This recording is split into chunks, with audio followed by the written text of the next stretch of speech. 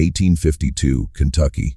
While others scratched lines into wood to mark the passing days, the enslaved girl counted footsteps.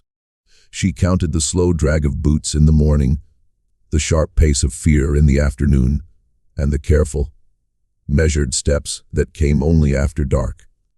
Days could lie, but footsteps never did. They told her who was angry, who was tired, and who was gone for good.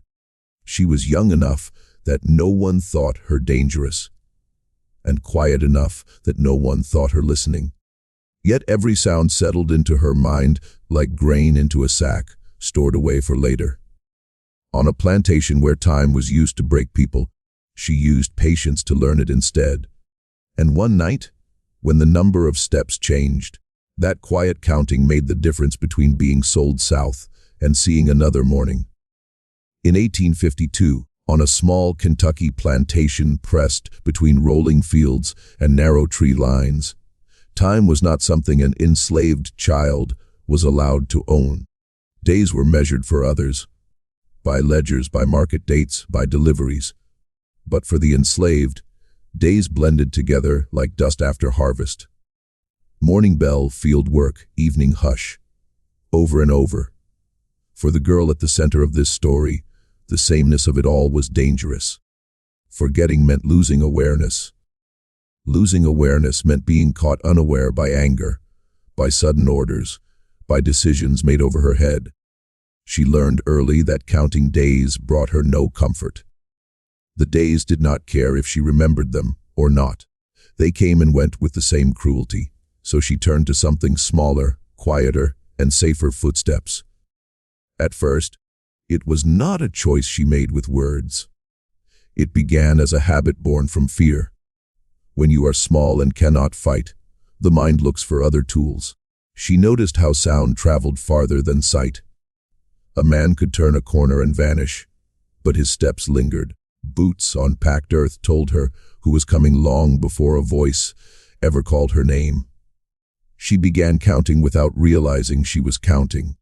3 steps from the cabin door to the edge of the dirt path. 12 steps from the path to the wash barrel.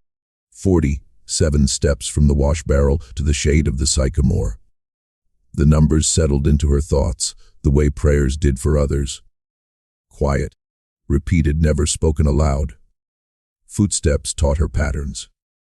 The overseer's walk was heavy and uneven, dragging slightly at the end of each stride, as if the ground itself resisted him. When she heard that dragging sound too early in the morning, she knew tempers would be short. When it came later than usual, she knew someone else had already drawn his attention. That knowledge did not free her, but it helped her stay unseen. Children around her marked time by hunger or exhaustion. She marked it by rhythm. Fast steps meant trouble. Slow steps meant fatigue. Pauses between steps often meant discussion.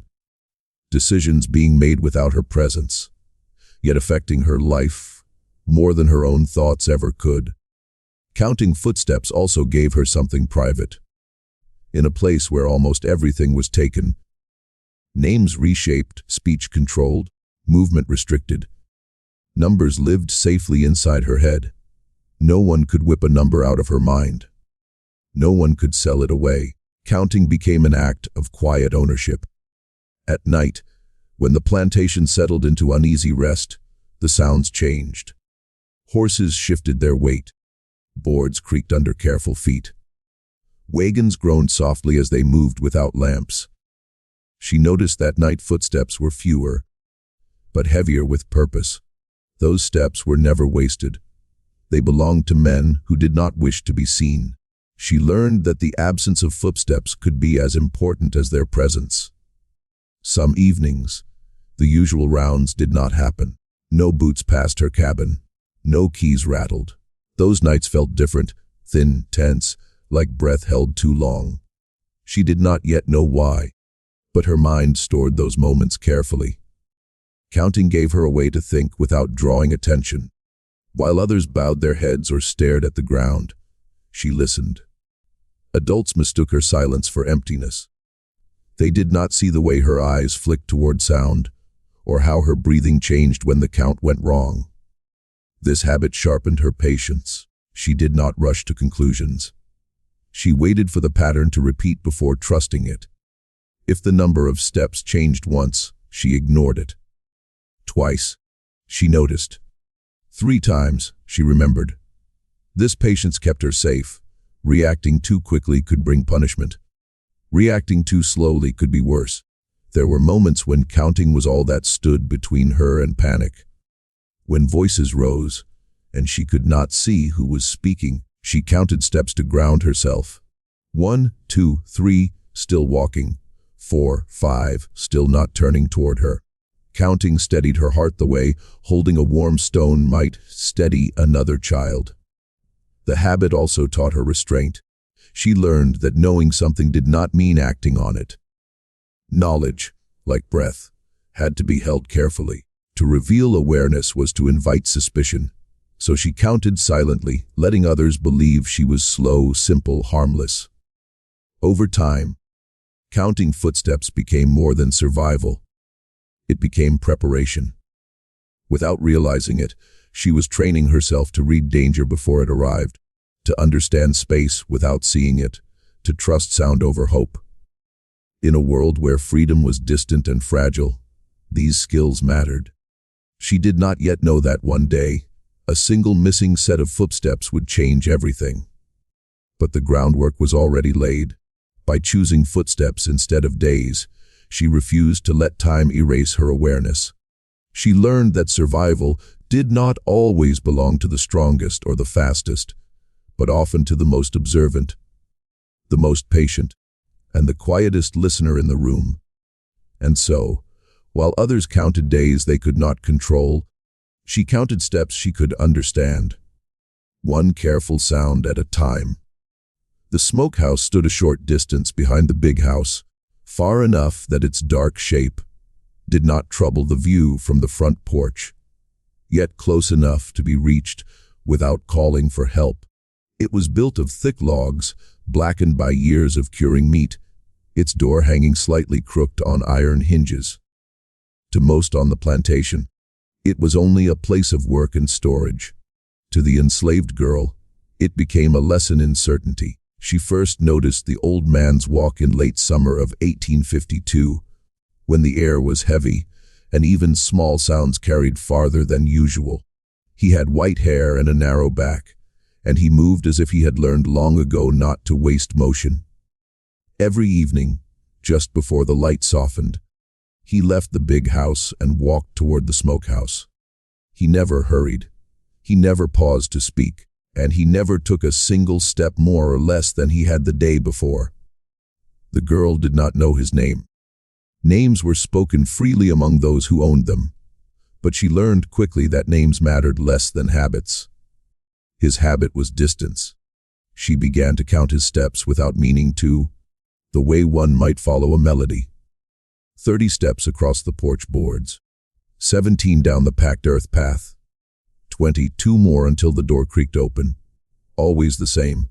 At first, she thought it a curiosity, nothing more. But repetition has a way of teaching meaning. Each evening, no matter the weather, no matter the noise of the day, those steps came. Rain made them heavier. Dust made them softer. Snow, when it came, slowed them but did not change their number. Even then, she counted, letting each sound settle in her memory. Through this counting, she learned something important.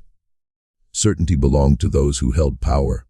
The old man did not glance around when he walked. He did not listen for approval. He did not fear interruption. His steps announced authority before his voice ever could.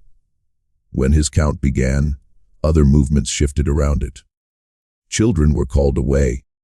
Women lowered their eyes. Work slowed or stopped until he returned. The path itself became familiar to her, even though she was rarely allowed near it. She knew where the earth dipped slightly after the sycamore roots, because his steps changed there. She knew where gravel replaced dirt, because the sound sharpened. Without seeing it, she could picture the path as clearly as if she walked it herself. She also learned what happened when that path was broken.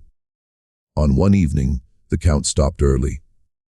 The door creaked open sooner than expected. The girl felt her chest tighten.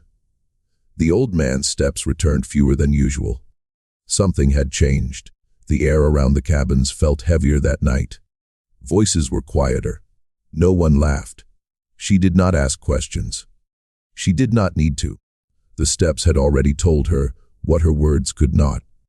Something inside the smokehouse had been taken or decided. The path was not just a path. It was a line between choice and consequence. Over time, she noticed others reacted to those footsteps as well, though none spoke of it openly. A woman would pause her washing when the count began. A boy would step back from the fence. Even the dogs quieted. The path to the smokehouse was not important because of where it led, but because of who controlled it.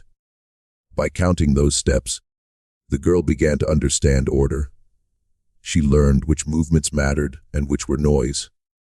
Laughter, shouting, even crying could be ignored, but the measured walk of the old man could not. That was the sound of decisions that reached beyond the moment. This knowledge sharpened her listening.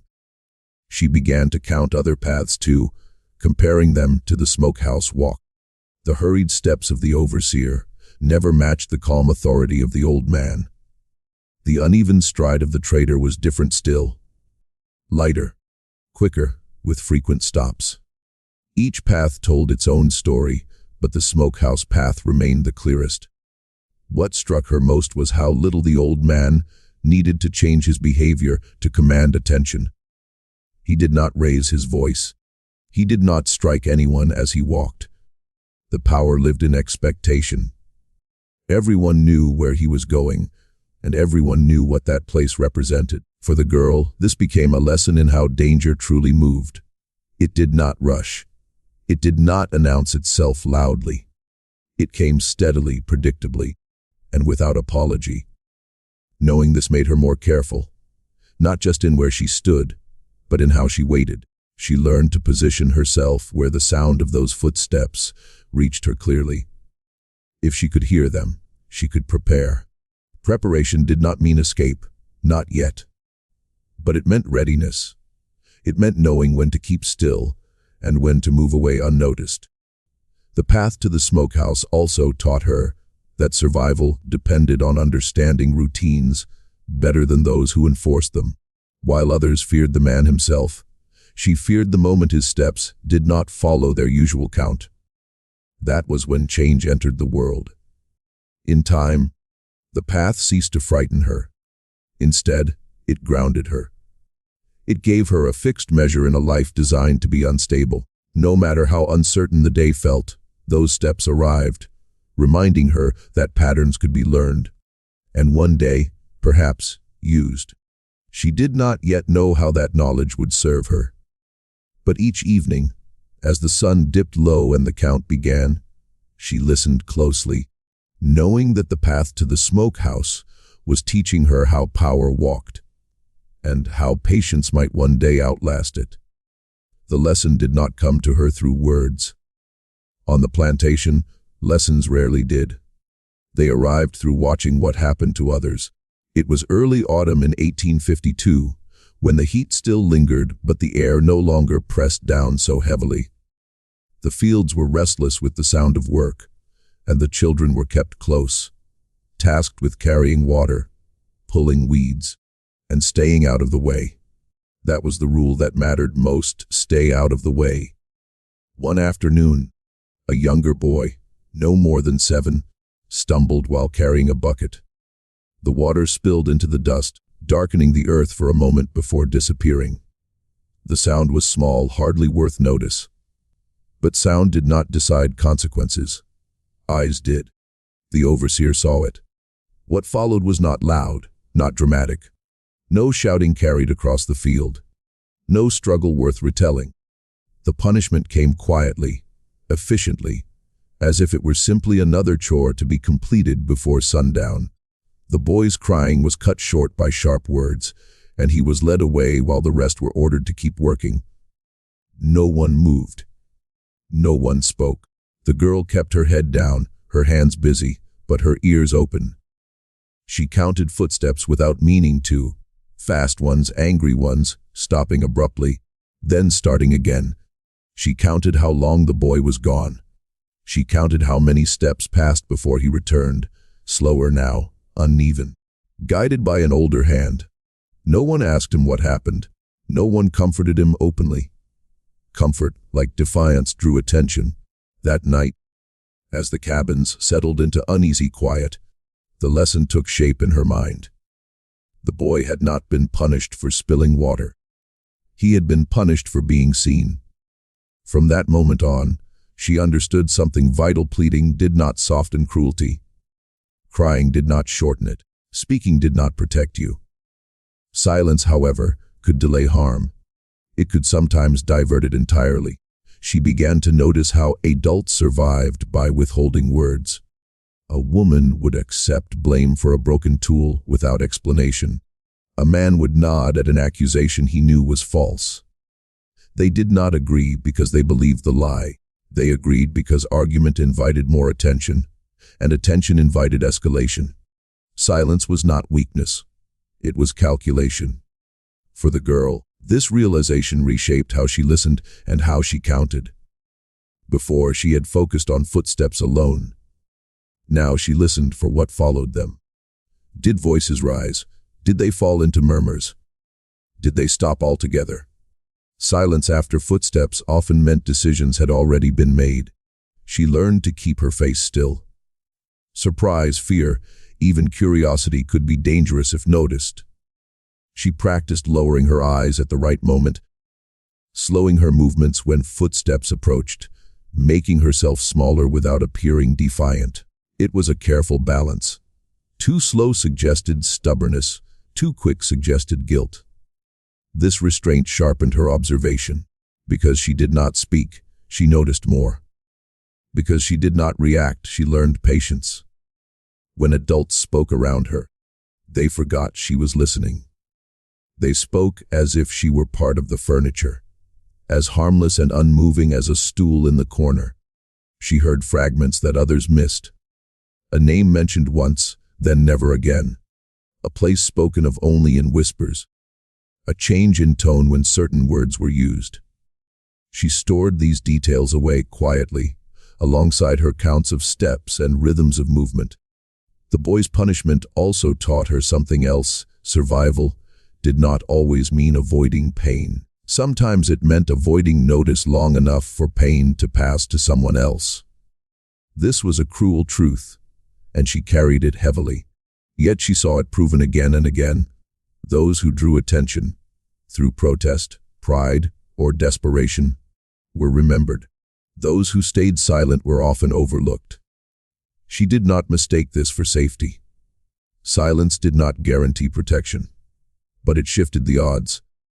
At night, lying on her thin pallet, she replayed the sounds of the day. She counted not only footsteps, but moments when silence fell suddenly, unnaturally. Those silences frightened her more than shouting. Shouting passed quickly. Silence lingered. She learned when to ask questions and when not to. Most questions were dangerous, but there were rare moments, spoken softly, to the right person, at the right time, when a question could be asked without consequence. Learning to recognize those moments required patience. It required waiting longer than fear demanded. In this way, silence became a discipline. It taught her to control herself in a world that denied her control over everything else. It gave her space to think, to remember, to prepare. While others reacted, she observed. While others pleaded, she waited. The lesson hardened her, but it also steadied her. She did not cry openly anymore. She learned to cry inwardly, where no one could punish her for it. She learned that endurance was not loud. It was quiet, steady, and often mistaken for emptiness. Years later, she would remember that boy and the spilled water. Not for the pain it caused him, but for the truth it revealed. On that afternoon, she learned that silence could be shaped into a shield. Not a perfect one, not a just one, but one that could buy time. And on that plantation, time, measured in footsteps, pauses, and unspoken words was sometimes the only thing standing between a child and the worst that could be done to her. Night on the plantation was not quiet in the way free places were said to be quiet. It did not settle gently or offer rest without cost. Instead, it changed its voice. The girl learned this slowly, the way one learns the shape of a shadow, by noticing what no longer matched the day. During daylight, sound was constant and careless. Tools struck earth. Voices called across fields. Animals moved freely. Footsteps overlapped until no single pair could be followed for long. Day sound was noisy enough to hide danger, but it was also predictable. Orders came openly. Anger announced itself. Night was different. When darkness arrived, sounds became deliberate. Every movement seemed chosen. The girl first noticed this while lying awake on her pallet, staring into the dark where the roof beams crossed like ribs. At night, she could hear farther. The air carried sound cleanly, without the weight of heat and labor pressing it down. She heard boots she had never noticed during the day. Not many, just a few, but spaced carefully apart. She counted them. 1, 2, pause. 1, 2, pause. These were not the dragging steps of exhaustion. They were measured, cautious. Men walked as if they did not wish to be heard, yet did not fear being seen. She realized then that night belonged to a different order. The overseer's boots sounded heavier after dark, even when he moved slowly. The trader's steps were lighter, quicker, often stopping as if listening for something. Horses shifted and stamped, but were quickly quieted. Wagons moved with their wheels wrapped, dulling the sound against the ground. Everything spoke softly, but nothing moved by accident. She noticed that the number of footsteps decreased at night, but their importance increased. During the day, many people walked without meaning. At night, no one did. This understanding unsettled her at first. Daytime cruelty, though frightening, followed rules she could learn. Nighttime decisions felt final. People left at night did not always return by morning. Names spoken after dark were rarely spoken again in daylight. She began to count the distance between sounds. How many heartbeats passed between one pair of boots and the next?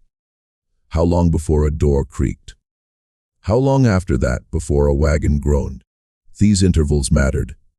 They told her whether movement was ordinary or urgent.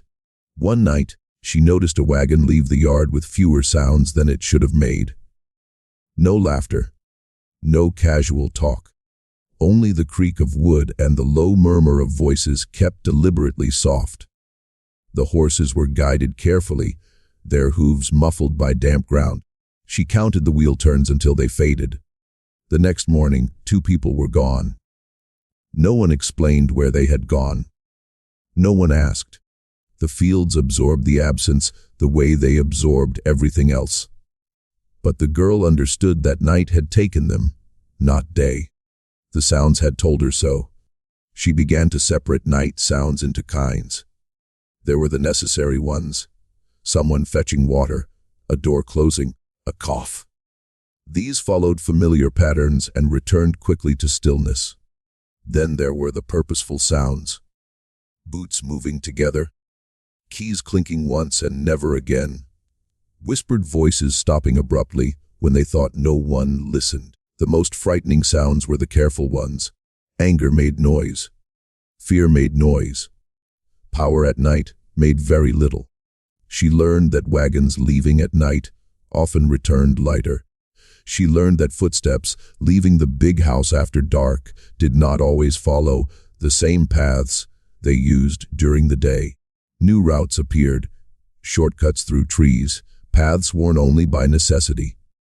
She memorized these without ever walking them. Night also taught her restraint. During the day, mistakes were sometimes corrected with shouting. At night, there were no corrections, only consequences. This made her stiller. She did not shift unnecessarily. She did not whisper unless she had to. She controlled her breathing, keeping it shallow when unfamiliar steps passed nearby. Listening became her strongest defense. While others slept from exhaustion, she remained alert, not out of bravery but necessity. Sleep felt dangerous when she did not understand the sounds around her. So she learned to rest lightly, waking at changes in rhythm rather than volume. She noticed how adults behaved differently at night. A woman who spoke freely during the day lowered her voice to almost nothing after dark. A man who joked openly would fall silent the moment certain steps approached. Fear moved quietly at night, but it moved first. Through this, the girl understood something crucial: survival was not only about avoiding punishment, but about recognizing moments of decision. A night was when decisions were carried out. By the time daylight returned, choices had already been made elsewhere.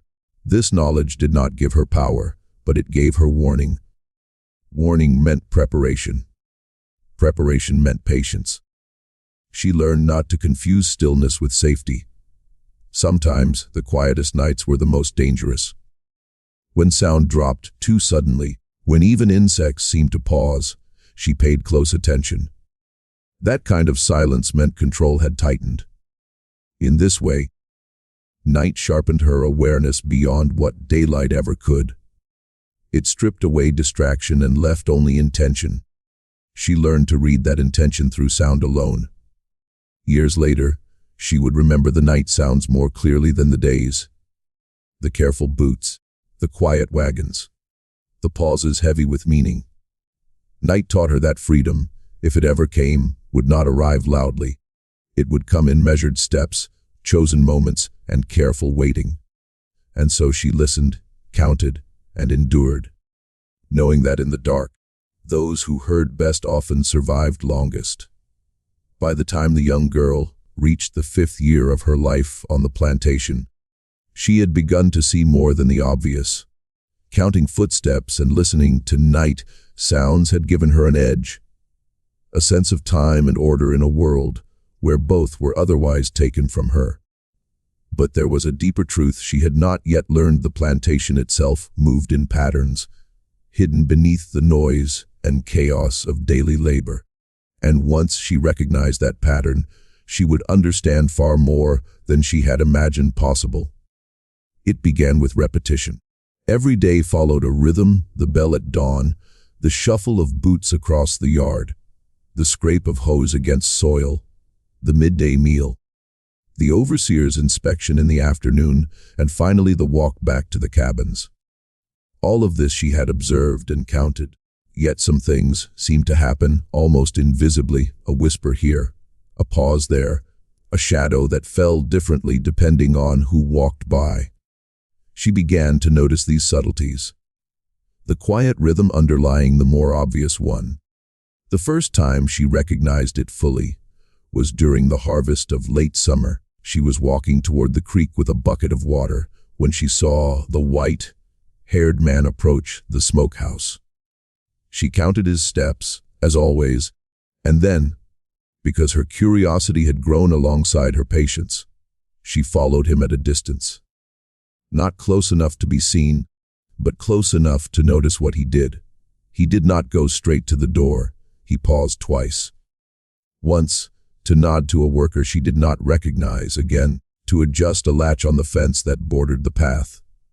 These pauses, she realized, happened at nearly the exact same intervals every day, even though the actions themselves were brief. It was in that moment she realized what she had been missing. The plantation's life was not random.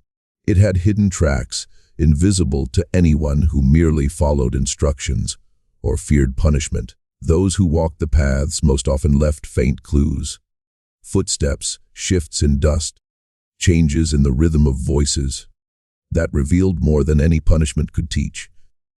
Every movement, when watched closely, created a pattern, and patterns, she learned, could be read. The hidden pattern was not simple. It was woven from multiple strands: the overseer's rounds, the movements of workers, the timing of deliveries, even the silence of the children in the cabins. Some paths repeated daily, others weekly, others only at certain seasons. Yet when these were layered together, they formed a kind of map. She began to trace it in her mind, step by step, imagining how each person moved and why. Some steps were purposeful, others incidental, but all contributed to the whole. Recognizing the pattern changed her understanding of risk. She began to see which areas were heavily watched at certain times and which were forgotten. She noted that the old man's path to the smokehouse intersected with the overseer's round at the same point every evening, and that the young trader's path crossed theirs at a completely different time. These intersections were dangerous. They were moments when mistakes could be noticed, even if unnoticed during the rest of the day, but they were also predictable. And predictability, she realized, was the key to safety. She tested herself in small ways. If she carried water across the yard, she tried to time her steps to avoid the overseer. If she walked near the stables, she did so only when she was confident the intersections were clear. The hidden pattern gave her a framework for decision, making that words or commands could not provide. She no longer moved blindly, nor did she react purely out of fear. She moved strategically, guided by understanding. The pattern extended beyond the visible paths. It included the sounds of those who never walked far, the whispers of women in the cabins, the occasional laughter of children in hidden corners, the subtle rustle of livestock at feeding time. She realized these sounds formed their own rhythm, a parallel track to the footsteps she had counted. By listening closely, she could anticipate movements she could not yet see. She began to integrate these sounds into her mental map, layering observation upon observation.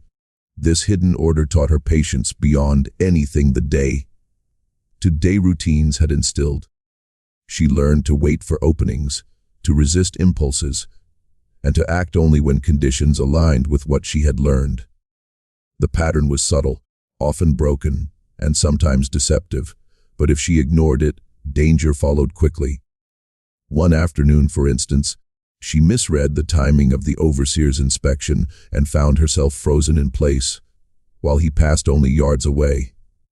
Heart pounding, she held perfectly still until he moved on, and in that moment, she fully understood that recognizing the pattern was not enough. She had to respect it. It also taught her observation without judgment. The pattern was neither fair nor just, it simply was. Some people moved unpredictably. Some changed routes unexpectedly. But even these deviations fit into a larger rhythm if she watched long enough. Her mind became trained to detect anomalies, any step out of sync with the usual flow. These anomalies became signals, warning her of change or danger before anyone spoke, before punishment fell. By mastering the hidden pattern, she gained something profound: agency. Not freedom, not power over others, but the ability to navigate the plantation in a way that minimized risk. She could anticipate when and where her presence would be noticed, when her work would go unexamined, and when her safety was temporarily guaranteed. For a child living under such constraints, that knowledge was life itself. Most importantly, the hidden pattern taught her to trust herself. In a world designed to erase individuality and independence, she learned that careful observation, patience, and quiet calculation were tools no one could take from her. Others might control the overt movements of the plantation, but the subtler rhythms, the timing, the repetition, the pauses, belonged to her alone. By understanding them, she claimed a small, private mastery over a world that otherwise demanded submission. Through the hidden pattern, she also prepared herself for moments that had not yet arrived.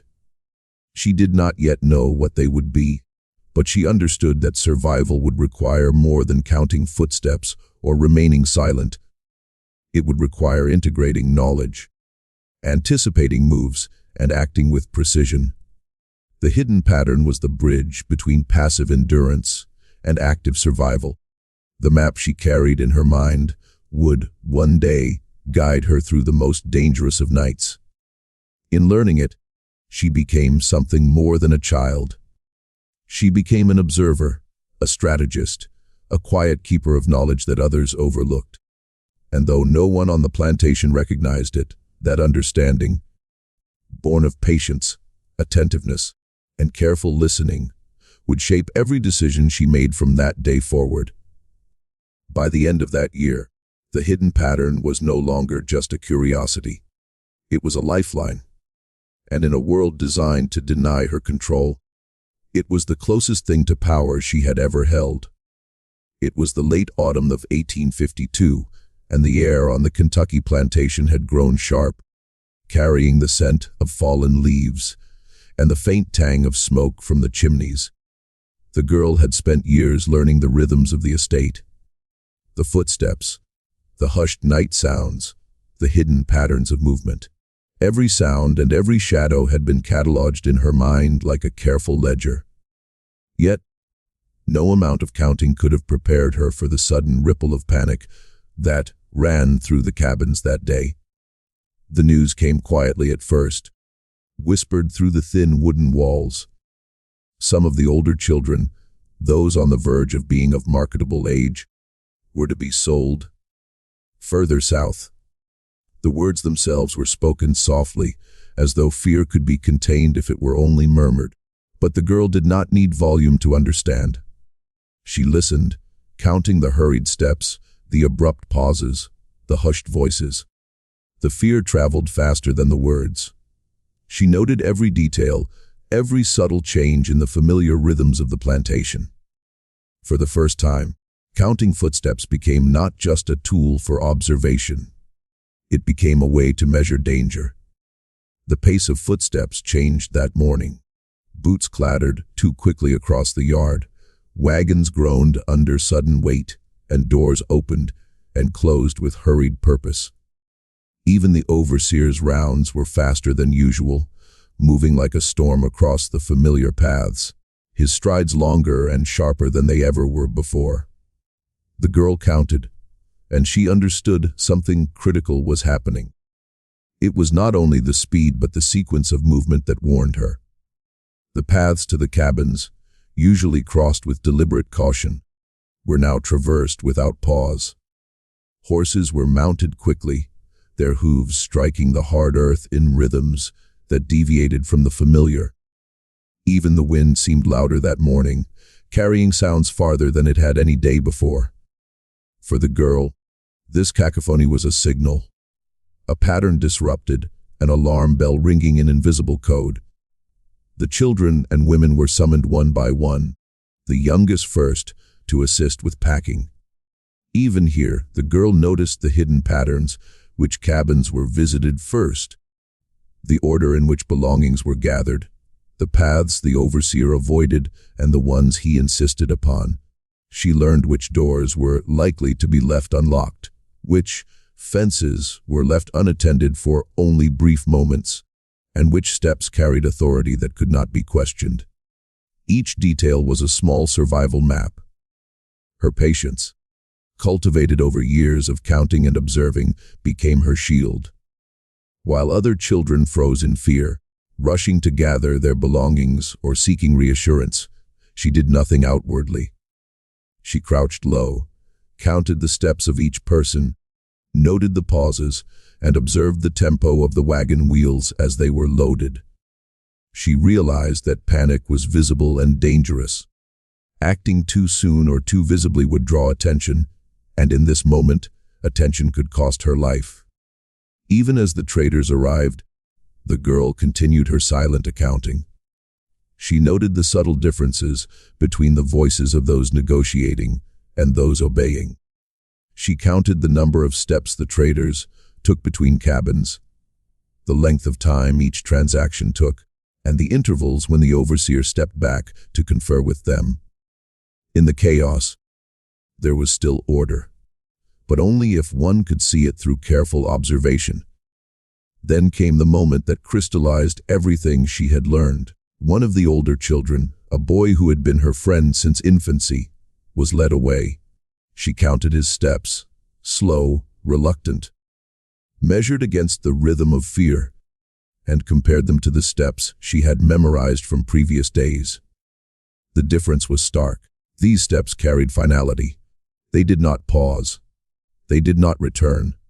The absence that followed was palpable. The girl realized the truth. The sale was irreversible. Fear could not save anyone. Words could not delay it. Only knowledge and patience might offer a chance to survive. And for her, that meant continuing to count, to listen, and to wait. Movement had to be measured against the new rhythm of the plantation, which had been irreversibly altered that morning. She understood, perhaps for the first time, the stakes of her observations.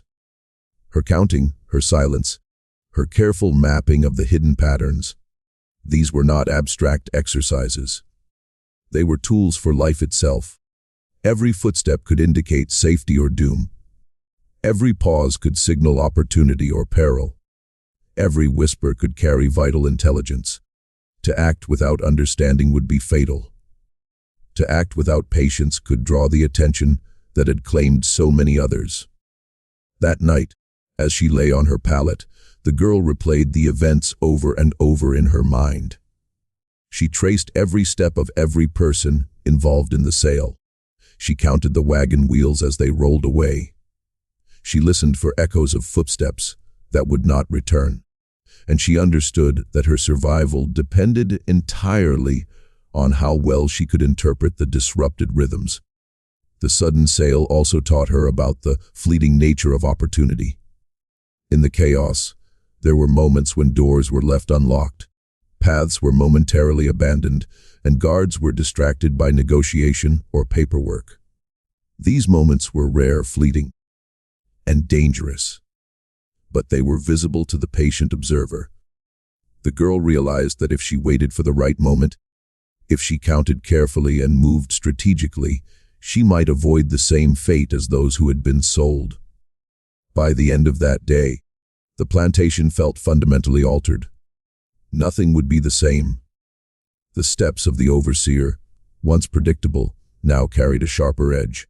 The familiar patterns she had counted for years had been broken, and she knew they would take time to stabilize. Yet, in the midst of fear, she discovered her own resilience. Her patience, her quiet observation, and her ability to read hidden patterns became the means by which she would navigate the dangers ahead. A sudden sale had shaken everyone, yet for the girl, it was a lesson in strategy and survival. Counting and waiting had always been habits born from necessity, but now they were vital lifelines. The plantation, with all its cruelty and unpredictability, had shown her that knowledge, patience, and attention to detail could save a life even when all else seemed lost. From that day forward, the girl moved differently. Not faster, not more boldly, but more wisely. She had learned that survival was not about avoiding hardship entirely, but about understanding the rhythms of danger and responding with quiet precision. In that sudden, terrifying upheaval, the tools she had honed for years proved their worth. And though the threat of being sold still hung in the air like a shadow, she now understood the power she could wield through observation, patience, and silence. Her counting had become more than a habit, it was a lifeline. The sudden sale had made it clear that in a world where freedom was denied and cruelty was constant, survival depended on knowing not only what was happening but when, and learning to act only at the precise, necessary moment. The plantation had settled into the brittle calm of early winter, a deceptive quiet that often preceded upheaval. Snow had yet to fall, but frost hung in the mornings, covering the thin grass and hardening the dirt paths into rigid lines.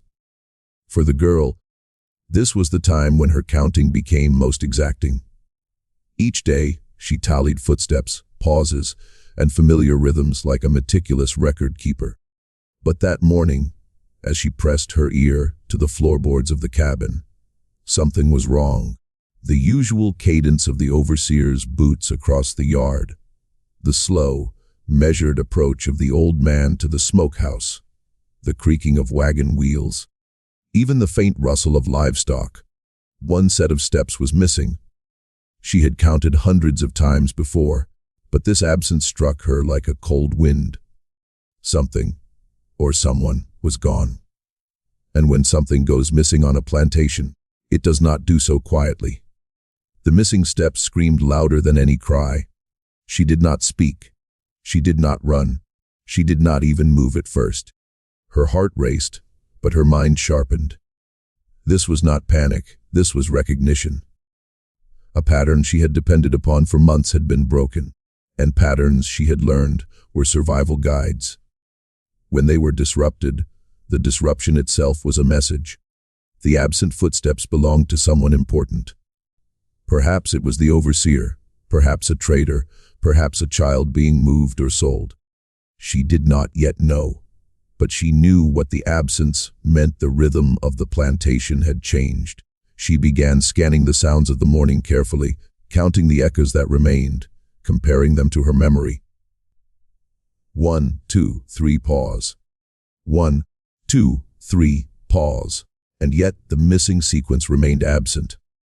In that quiet counting, she realized something that fear alone could not teach. She must wait. Acting hastily could reveal knowledge that was not meant to be known, or draw attention at a moment when caution was paramount. The absence of footsteps was not merely unusual, it was dangerous. She had witnessed before how curiosity or movement at the wrong time invited punishment, or worse. She retraced the steps she could imagine in her mind, envisioning who might have moved, where, and why. The old man's routine had been disrupted, the wagon's rhythm altered. The children's usual paths were empty. She began to piece together what had occurred during the night, counting intervals and comparing the soundscape of today with those of previous days. Every deviation told her a story, and every story required interpretation. The absence of the steps also forced her to confront uncertainty in a new way. Until now, her counting had been a map of predictability, of understanding and preparation. But this was chaos. And chaos, she learned, was as much a test of patience as patterns had been. She could do nothing but watch, listen, and wait. Movement now would be dangerous. Action would draw attention. Silence became her shield. While she waited, she observed the reactions of others. Workers moved with subtle unease, glancing toward the yard, stepping lightly where before they had walked heavily. Adults whispered, but rarely above the soft rustle of clothing. Even the dogs seemed more alert, their ears twitching at faint, unseen disturbances. In these reactions, she found clues. The missing steps had been noticed by others, but their interpretations were different, less disciplined. They acted instinctively, while she counted. Her patience was tested as hours passed. Time stretched in an unusual way, minutes felt like hours. She had grown accustomed to waiting for openings, for the rhythm of the plantation to guide her actions. But this missing sequence offered no clear guidance.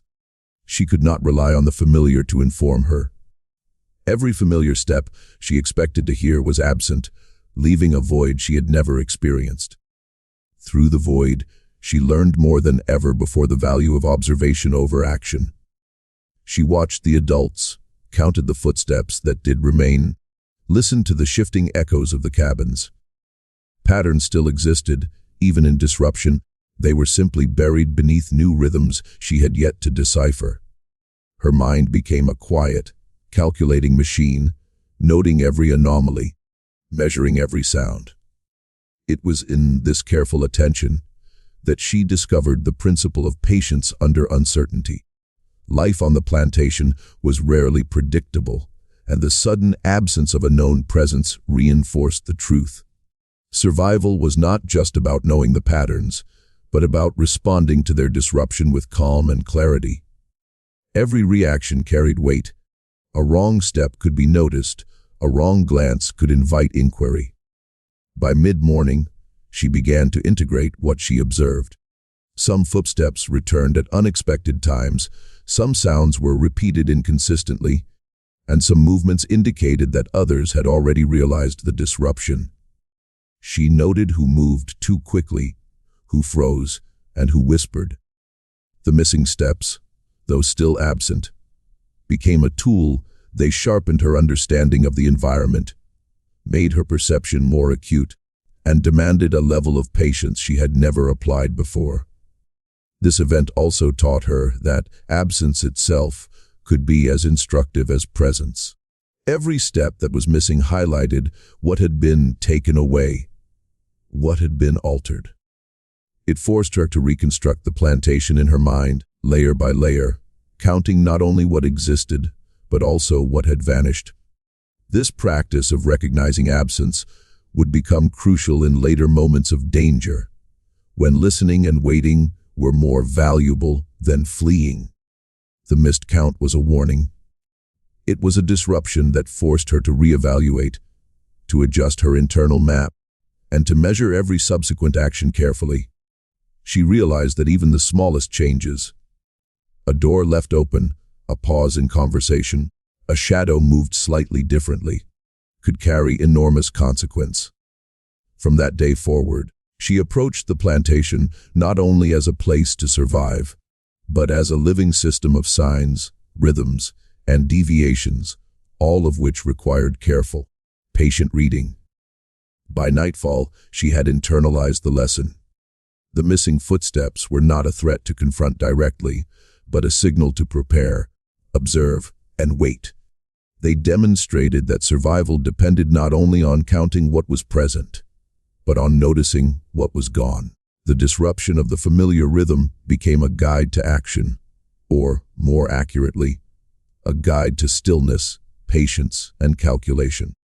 In the quiet of her cabin that night, the girl understood something profound. Life on the plantation was measured not in days, nor in hours, but in the careful observation of movement, sound, and absence.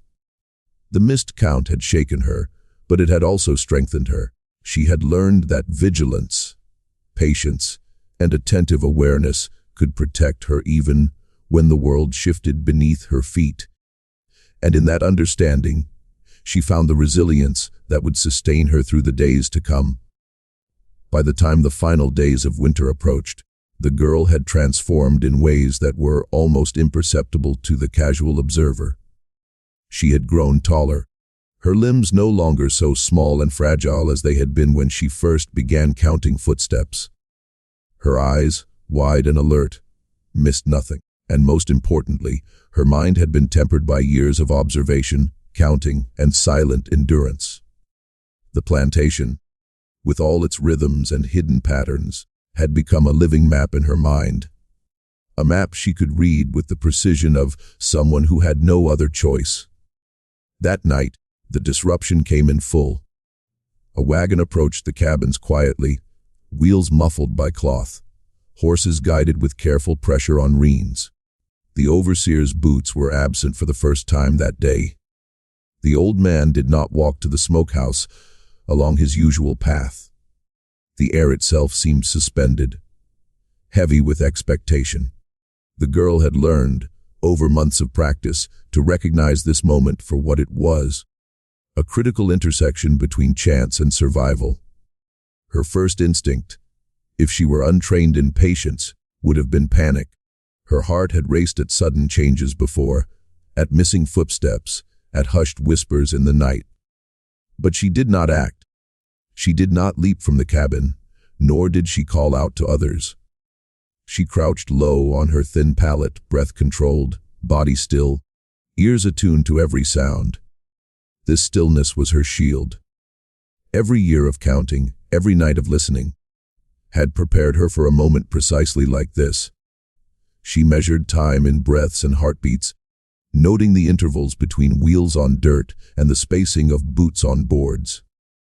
The absence of familiar sounds became a signal rather than a threat. The wagon slowed, the overseer's voice was heard only in a murmur far away, and the shadows shifted in a way she recognized from countless days of observation. Her patience, cultivated silently and invisibly, allowed her to know when movement would be fatal and when waiting would ensure survival. The other children were not so disciplined. Some whispered, some fidgeted, some attempted to sneak closer to windows or doors to see what was happening. They drew attention with small noises and inadvertent movements, betraying the rhythm of their fear. The girl held still, counting everything and everyone in the room, noting the order of their steps, the length of their pauses, the inflection in voices outside. She understood that the smallest miscalculation could be the difference between being seen, and remaining unnoticed. The moments stretched endlessly. Time became elastic, measured not in hours but in the succession of sounds and silences. The wagon stopped outside a cabin a few doors down. Doors were opened and closed, voices exchanged, and she counted each detail, recording them like a ledger in her mind. One child was called out. Another returned alone, silent. The soundscape shifted subtly, signaling the completion of a task she could not see. She realized then that her survival depended not on speed, nor on courage, nor on luck alone. It depended on her ability to wait. Patience was more than a practice. It was an art. It required her to control every impulse, to restrain even the tiniest flicker of movement or sound that might betray her presence. She had practiced this art for years without fully understanding its ultimate purpose. Now she saw it clearly, the power of endurance over instinct, of calculation over panic. Hours passed, or perhaps minutes. The dark made time indistinct. She counted footsteps that were not meant to be counted, monitored shadows that shifted beyond sight, and recognized the absence of sounds where they should have been. Every detail reinforced her understanding to survive. She must act only when it was safe, and sometimes the safest action was no action at all. Eventually, the activity outside slowed. The wagon returned to its path. The footsteps retreated to familiar corridors, and the night sounds returned to their usual rhythm. The overseer walked past, muttering softly to himself, unaware of the girl crouched in her corner. Silent and unseen, the disruption had passed, and the hidden patterns of the plantation reasserted themselves. The girl exhaled slowly, a breath she had not realized she was holding. Her heart, though racing earlier, now settled into the familiar rhythm of life resumed. She had survived, not because she had outrun anyone, not because she had hidden in cleverness, but because she had waited. Her counting, her observation, her restraint, these had preserved her body and, more importantly, her presence. As dawn broke the next day, painting the frozen earth in pale light, she reflected on the night. The absence of footsteps, the shifting shadows, the hushed conversations. All of it had passed as if it were a test, and she had passed. Not through force, not through cleverness alone, but through patience in the quiet, measured endurance that had been her guide for years. She remembered each detail. The muffled creak of wheels, the pause of a boot on the frozen path, the slight whisper of a door closing behind someone who would not return. They were imprinted in her mind, as indelible as scars or blessings. She would carry them always. Each sound and each absence would teach her, silently, about the rhythms of fear, the weight of patience, and the fragile balance between observation and survival. And in the silence that followed, long after the wheels and boots had faded, she felt the echo of what she had learned. The world might be cruel, the patterns might shift, and the footsteps might vanish. But she would remember, she would count, she would wait, and in that quiet endurance, she would continue, carrying the lessons of each sound, each absence, and each fleeting moment into a future no one else could imagine. In the stillness, memory became both shield and companion.